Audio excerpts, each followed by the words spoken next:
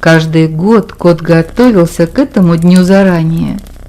Долгими зимними вечерами, развалившись на подоконнике, он прокручивал в голове свой хитрый план, иногда прикрывая рот мохнатой лапой, чтобы никто не заметил, как он посмеивается, в красках представляя картинку будущих событий. Часто он замирал на месте и, уставившись в одну точку, вновь и вновь мысленно возвращался к своей идее, пошагово обдумывая каждую деталь, каждый даже незначительный момент, каждый элемент своего замысла. Сценарий был отточен до остроты бритвы, были продуманы все варианты его развития, все ошибки прошлых лет были осмыслены и исправлены. И, наконец, этот день настал. Приоткрыв один глаз, кот тут же зажмурил его от яркого света солнца, чьи лучи проникали на чердак через небольшое окошко. «Готовность номер 1», – шепнул он сам себе и вскочил на лапы. «Приступаю к операции». Одним из самых опасных этапов непосредственного выполнения плана почему-то всегда становился подход к цели, а именно к локации, обозначенной на его мысленной карте как кладовка. Он специально переиначил название комнаты, в которой обитал домовой, для конспирации, которая в таком деле никогда не бывала лишней. По странному стечению обстоятельств, именно в этот день с котом приключались разные неприятности, которые он списывал на происки темных сил и элемент случайности. Тем не менее, он был убежден в том, что незначительные потери не могут служить поводом для отказа от его гениального плана. И так время пришло. Облизнувшись и пригладив усы лапой, произнес кот и, соблюдая все правила маскировки, направился к двери, за которой находилась лестница, ведущая с чердака в прихожую. Аккуратно подцепив дверь когтями, он медленно потянул ее на себя, но дверь поддалась трудом. Приложив усилие, он резко дернул лапой, и тут же произошло первое несчастье. Откуда-то сверху на него обрушился поток воды, заставив его от неожиданности подпрыгнуть на месте и даже немного взвизгнуть, нарушив режим тишины. Немного придя в себя, кот осмотрел классическую ловушку. На верхнем срезе чуть приоткрытой двери противником было установлено ведерко, наполненное водой, которая опрокидывалась при попытке открыть дверь. «Думали, меня это остановит?» — хмыкнул мокрый кот. «Нет, это даже не преграда, это песчинка на моем пути». Он тряхнул головой, чтобы смахнуть с шерсти капельки воды, и тигриной походкой подкрался к порогу. Выглянув из комнаты, он после короткой зигзагообразной перебежки замер у лестницы, ведущей вниз. Оценив обстановку, кот продолжил наступление. Медленно опустив лапу на первую ступень, он уже перенес на нее вес своего тела.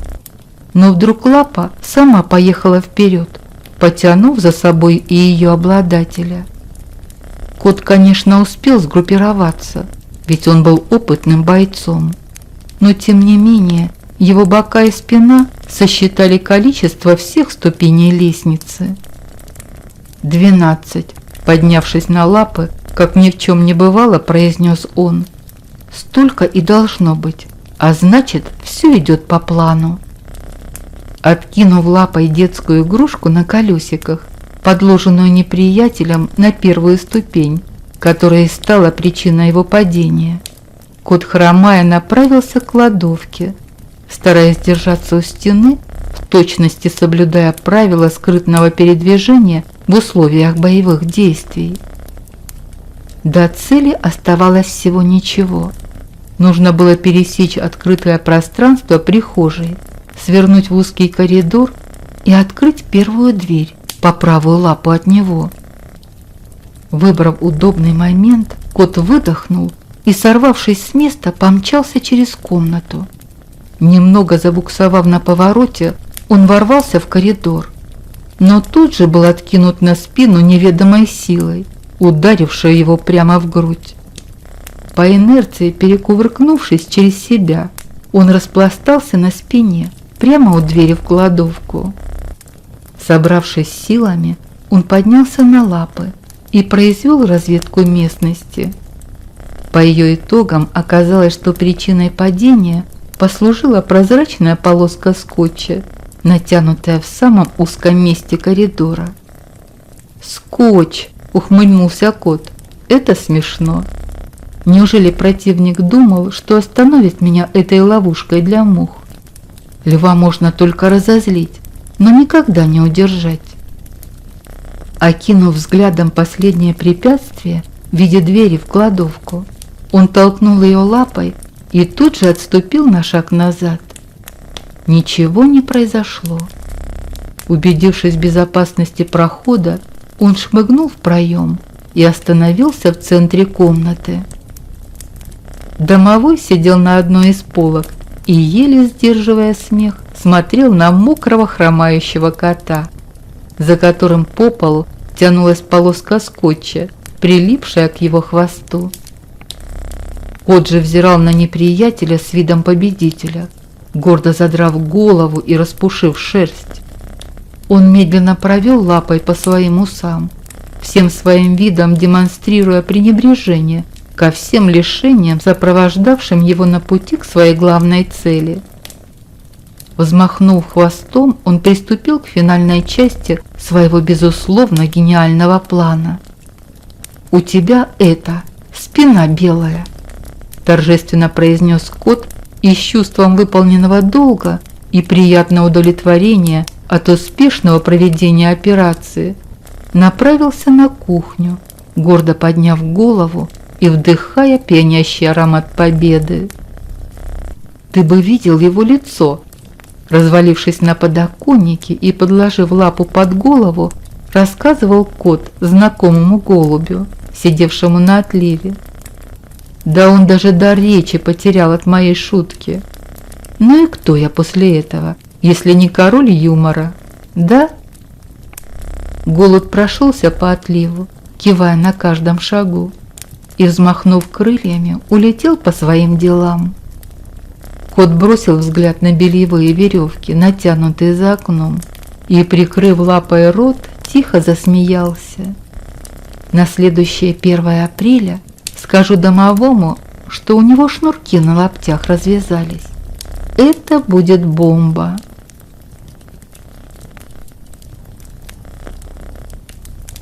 Тени прошлого. Кот, зевая на ходу, вывалился из кладовки и, покачиваясь, направился на кухню. Сунув морду в щель между дверью и косяком, он протиснулся внутрь, краем глаза заметив взмах голубиных крыльев за окном. На подоконнике сидел домовой и задумчиво смотрел на улицу, не обращая внимания на кота. «Добрый вечер, вообще-то», – недовольно фыркнул кот. «Если вдруг тебя некому будет обучить правилам приличия, то я могу помочь». Домовой вздрогнул от неожиданности. Кажется, он и правда не заметил кота. «Ой, прости, задумался чего-то. Добрый вечер, да, добрый вечер». Он снова уставился в окно, погрузившись в свои размышления. Кот давно уже привык ко всем чудаковатостям своего потустороннего друга, поэтому и сейчас, заметив его странное поведение, не придал этому никакого значения. Подойдя к миске, он лег перед ней на пол и не спеша принялся за свое любимое занятие. «А голуби чего прилетали?» – чавкая кормом, спросил кот. «А, да там», – махнул рукой домовой и спрыгнул с подоконника. «Ну что, вкусно? Ты ешь, ешь. Я пойду в кладовке вздремну пару часов». «Так ночь же скоро. Ты до утра спать будешь?» «Да-да, до утра», – как-то рассеянно проговорил домовой и пошаркал к двери. «Спокойной ночи тогда, бросил ему вслед кот. «Я еще немного поработаю». Работой он называл загрузку в свое пузо корма, воды, молока, если повезет, чего-нибудь со стола, с последующим бегом по дому с выпученными глазами для лучшей переработки груза и последующей его разгрузки. Домовой, услышав о том, что кот собирается поработать, обычно не оставлял это без насмешки. Но сейчас он будто и вовсе не услышал слов кота. Он невпопад кивнул и вышел из кухни, скрипнув дверью в кладовку. Забравшись на полку, он сбил носок, набитый голубиным пухом, укрылся своим любимым шарфом, отвернулся к стене и закрыл глаза. Проснулся домовой глубокой ночью. Свесившись с полки, он посмотрел вниз. Кот развалился на нижнем уровне, посапывая и перебирая во сне лапами. Стараясь не шуметь, домовой аккуратно спустился на пол и, удостоверившись, что кот спит, тихо вышел из кладовки в коридор. Входная дверь, конечно же, была заперта, но это не являлось проблемой, потому что всегда была открыта дверца для кота в нижней части двери, которую предусмотрительно прорезали хозяева дома для своего питомца. Кот даже пару раз воспользовался этим лазом, до той поры, пока однажды не застрял в нем своими пышными формами. После этого постыдного случая он решил, что улица не стоит того, чтобы там бывать, а достаточно лишь иногда посидеть у открытого окна и подышать свежим воздухом. Домовой же, протиснувшись в отверстие, оказался снаружи дома. Он здесь бывал еще реже кота, потому как ему по своей сути делать здесь было нечего. Домовой должен жить в доме, и точка. Но что-то сегодня влекло его наружу, в темноту ночи. Перебравшись через невысокий забор по перекладинам, он спрыгнул на землю, оглянулся на дом, решительно выдохнул и направился по улице к окраине поселка, стараясь держаться ближе к оградам, чтобы не привлекать к себе лишнего внимания. Однажды из-под забора прямо перед ним выскользнул какой-то облезлый кот, сжимая в зубах убитую мышь. Заметив домового, он замер, удивленно разглядывая необычного для этого места путешественника. Кот хотел что-то сказать, но чуть не выронил из зубов свою добычу, поэтому лишь махнул хвостом и, перебежав через дорогу, бесшумно растворился в темноте. Когда до края поселка оставалось всего 2 дома, домовой заметно разволновался.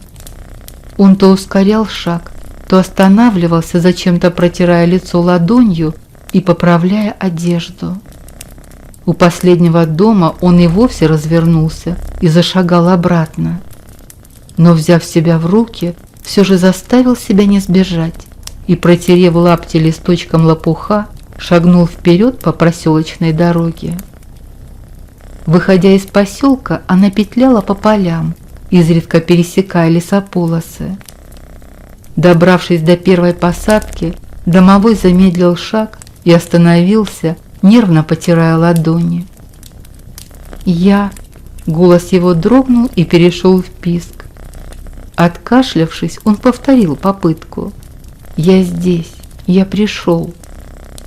Несколько секунд прошли в напряженном ожидании, а затем от мрака лесополосы отделилась тень и в одно мгновение оказалась рядом с онемевшим домовым.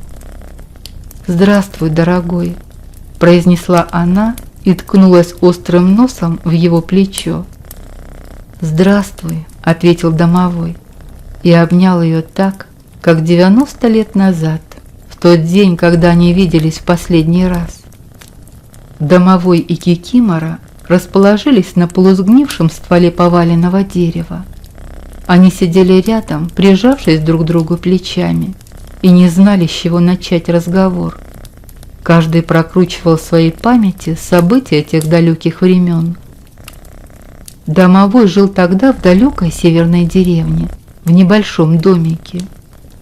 Вместе с ним одну крышу над головой делили старик со своей такой же старой женой. Дед уже почти не ходил, но старушка заботилась о нем как умела. Домовой искренне любил этих людей, но и он понимал, что скоро их не станет. А участь домового без людей незавидна. Поначалу он еще сможет существовать в доме, но со временем произойдет одно из двух. Либо без должного ухода развалится старенький дом, либо, что скорее, он сам превратится в дикового, дикое неопрятное существо, живущее в заброшенных домах, без людского слова и тепла. Это самая страшная участь, которую мог себе представить любой хозяин дома. В это время он и познакомился с молоденькой 130-летней кикиморой. Ее из вредности наслал в соседний дом местный ведьмак, которому отказала хозяйка этого дома в близости. Кикимора обживалась на новом месте жительства, честно выполняя свою работу. Исправно гремела посудой, периодически била чашки, стоящие на краю стола, путала волосы хозяйки дома. В общем, никаких нареканий к ней не было. Домовому сразу приглянулась эта работящая девчонка, и он стал периодически захаживать к ней в гости. Кикиморе его ухаживания пришлись по душе, да и сам домовой тоже. Еще не старый, со своим домом, чувством юмора, добрый и в меру бурчливый. Новоиспеченная парочка стала жить на два дома. В доме Кикиморы они веселились от души, устраивая погромы и доводя хозяйку до седых волос. В своем жилище домовой сразу же установил правила, по которым обижать старичков было нельзя.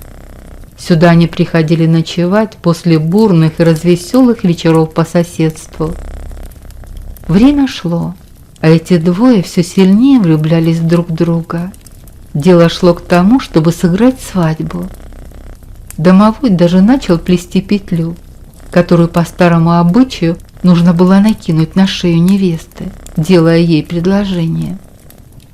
Но как раз в этот момент умер старик, отсчитав свои последние дни в этом мире.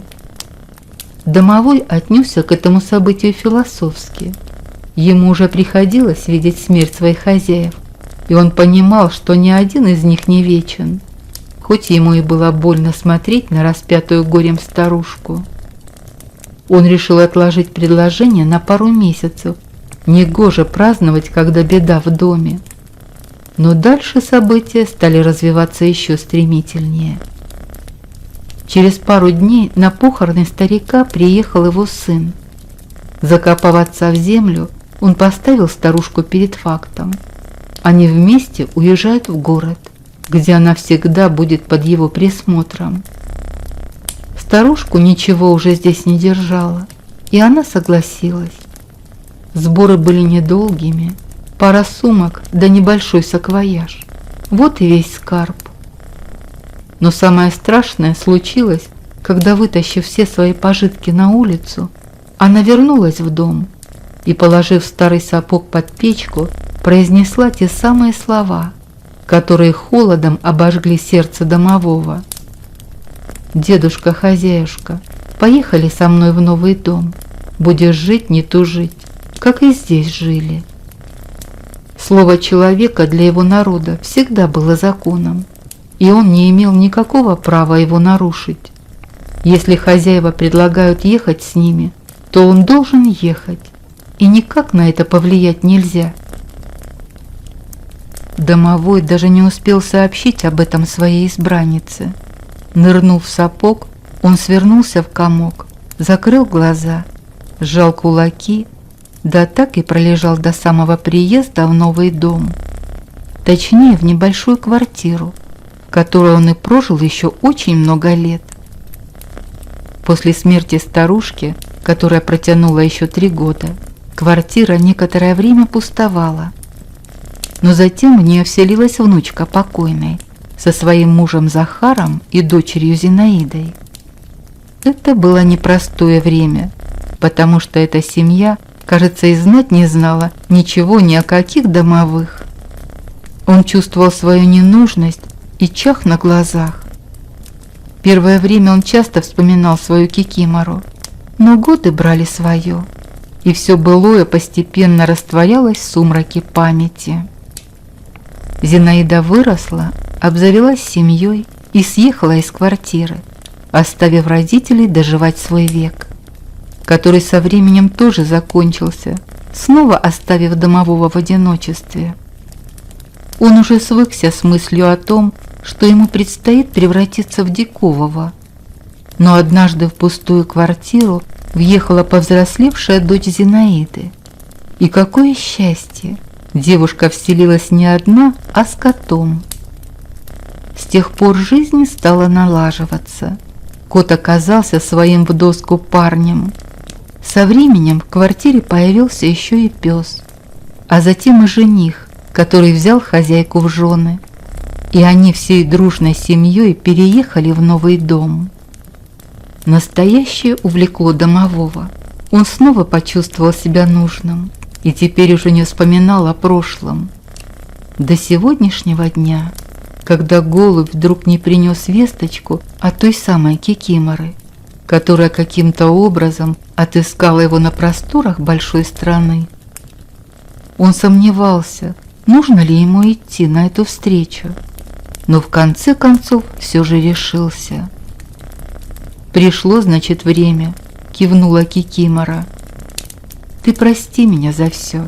Я даже объясниться не успел. Думал, что не поедет никуда старушка.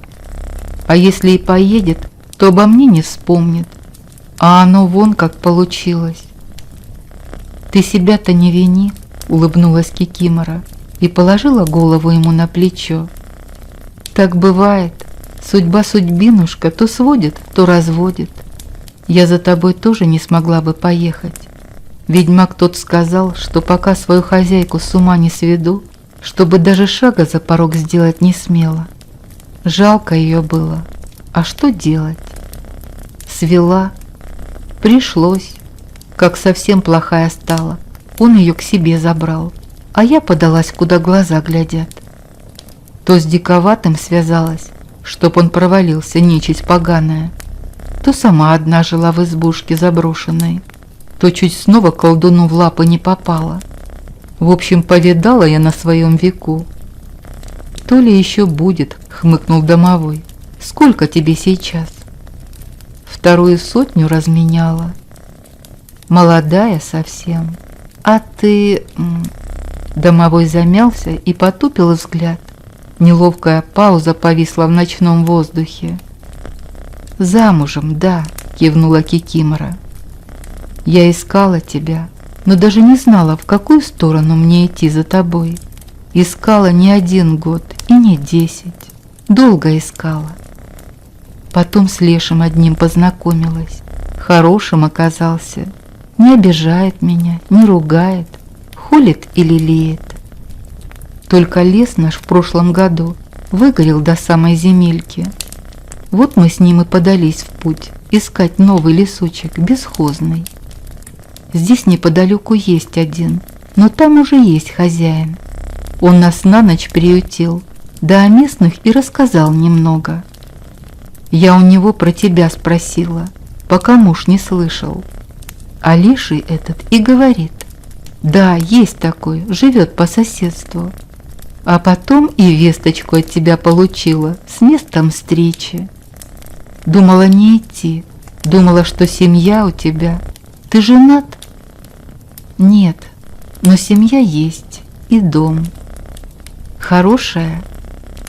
Домовой снова засмущался и нервно почесал затылок. Да не бойся ты, не приду я к твоим шум наводить. Да и отвыкла я уже от домов. Мне все лесочки ближе. Расскажи о семье лучше. Да что рассказать? Хорошая семья. И кот есть, и пес, и даже ребенок имеется. Жаль, что все у нас с тобой так получилось.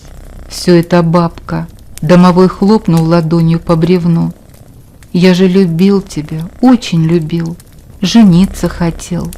А оно вон как вышло. И я любила, призналась Кикимора и вздохнула.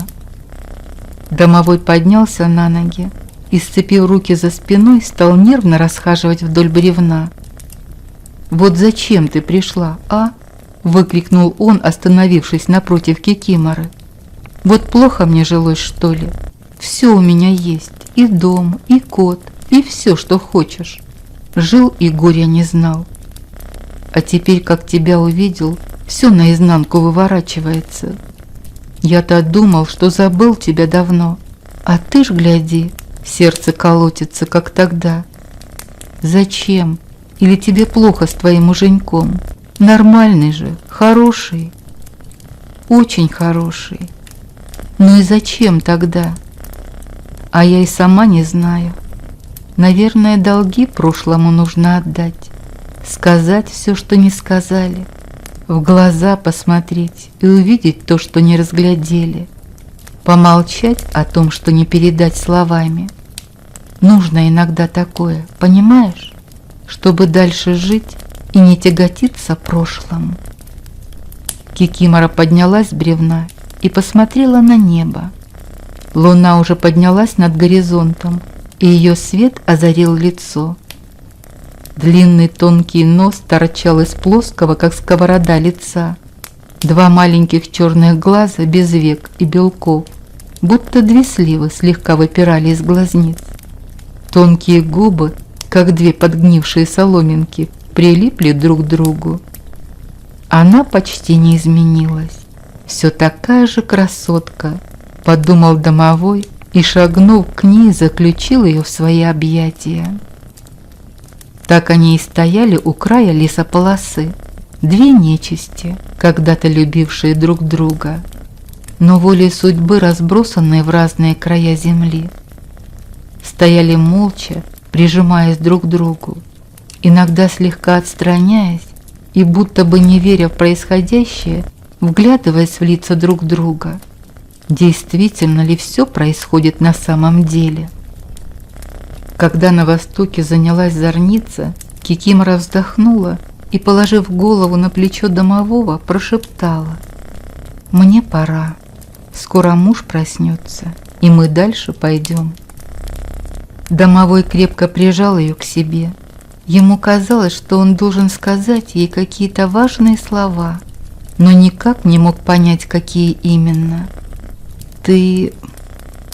«А давай не будем ничего говорить», — шепнула Кикимора. «Ты просто знай, что я где-то есть, а я буду знать, что где-то есть ты. Мы и раньше это знали». «Да, но мы никогда не думали о том, что сможем сказать об этом, глядя в глаза друг друга.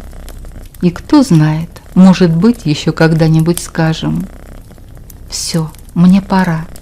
Береги свою семью и свой дом. Важнее ничего не будет в этом мире». Кикимора оторвалась от домового и, не прощаясь, бесшумной тенью скользнула в темноту лесополосы. Домовой несколько минут еще постоял в одиночестве, а затем, сунув руки в карманы, побрел домой. Пробравшись через отверстие в двери, домовой оказался в доме. И первое, что он увидел перед собой, была морда кота, всем своим внешним видом выражавшая обиду, презрение, гнев и недовольство. «Ну и где ты был? Я проснулся ночью поработать. Тебя нет. Весь дом обыскал. Думал, что самое страшное случилось, что ты на чердак без меня полез. Где ты был, лапоть? Я на нервной почве все твое молоко выпил, потому что думал, что ты навсегда пропал. Без вести, безвозвратно и неоспоримо». «Ну и дурачок же ты», — хмыкнул домовой. «Меня всего-то пару часов не было». «Да?» – удивился кот. «А будто бы целая жизнь пролетела». «Ох-охо, что же это получается, что я зря твое молоко выпил? Ой, беда какая! И что же теперь делать? Я-то проживу, свое молоко-то я приберег, а ты-то теперь как?» «Ничего, как-нибудь. бросил домовой, шаркая к кладовке. А как же ты теперь без шарфа спать будешь? Я же его тоже себе забрал. Ну и дела. Обойдусь. Ой, а я же забыл сказать. На верхней полке теперь я сплю. Ну а что? Ты бесповоротно пропавший без вести, а полка пустует. Вот я и перебрался на нее. Это было уже верхом наглости. Домовой повернулся к коту и, сжав кулачки, вперился в него яростным взглядом. Кот мужественно выдержал ментальную атаку и, взмахнув хвостом, подошел к своему другу. «Да пошутил я. Вон твой шарф на верхней полке. Ты лучше расскажи, как все прошло. Встретился?» «А ты откуда?» «Погоди», — прищурился домовой. «А я еще думаю, о какой весточке она говорит, если я ей ничего не отправлял? Я и не знал, что она здесь. Ты что, и к ней, и ко мне голубей с одинаковым сообщением запустил?» «Не я, а мы. Совместная операция была с Лешим», — выпрямил спину кот. «Ты же нам про эту бабенку каждый Новый год по полночи рассказываешь. А тут вот она, здрасте, собственной персоной. Ну вот мы и решили, что не помешает вам эта встреча. Да и мне не помешает. Молоко я твое и правда выпил». «А зачем, кот?» После недолгого молчания спросил домовой. «Зачем вы это устроили?» «Я не знаю, но Леший сказал, что так нужно. Нельзя, чтобы, честно говоря, забыл. Что-то про дружбу какую-то, про любовь-морковь, про прошлое, что его нельзя что-то там. В общем, сам спросишь, как увидишь». «Спасибо, друг», – растрогался домовой. «Да ладно тебе, пустяки. У меня же тоже была такая история». Укладываясь на своей полке, начал свой рассказ кот. «Когда еще на улице жил, была там одна кошка. Красивая, белая, пушистая. И вот, значит, влюбилась она в меня по уши. Куда я, туда и она. А мне-то что? У меня этих кошек пруд пруди. Я же в молодости всем районом рулил. Сейчас расскажу». Домовой лежал на своей полке, закинув руки за голову. Он слышал эту историю сотню раз, но почему-то всегда считал ее вымышленной. А сегодня ему хотелось верить этому врунишке-коту, своему другу с большим и добрым сердцем. А кому еще верить, если не ему? И я в чарке с задней лапой в челюсть. Она на спину шлепнулась и лежит, не двигается. Вся свора тут же разбежалась. А эта кошка подходит и говорит: «Ты слушаешь? Не спишь еще?» «Нет, не сплю. Рассказывай».